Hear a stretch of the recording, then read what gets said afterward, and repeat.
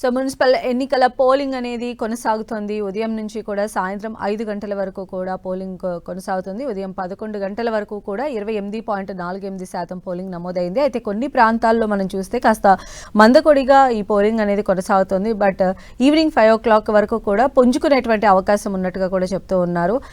మనం చూస్తే చాలా ఏరియాల్లో అంటే పటిష్టమైనటువంటి బందోబస్తు నడుమ ఈ పోలింగ్ బూత్లను ఏర్పాటు చేయడం జరిగింది. సమస్యాత్మక ప్రాంతాలు, అతి సమస్యాత్మక ప్రాంతాలను కూడా ఐడెంటిఫై చేసి పోలీసుల భద్రతను ఏర్పాటు చేశారు. ప్రశాంతంగా అన్ని చోట్ల కూడా ఈ పోలింగ్ సరళి జరిగే విధంగా అధికారులు అయితే ఇప్పటి వరకు కూడా ఏర్పాట్లు అనేవి చేశారు. మనం చూస్తుంటే మార్నింగ్ నుంచి కూడా కాస్త నిదానంగా వస్తున్నటువంటి ఓటరు మధ్యాహ్నం తర్వాత పుంజుకునే అవకాశం ఉందని తెలుస్తోంది.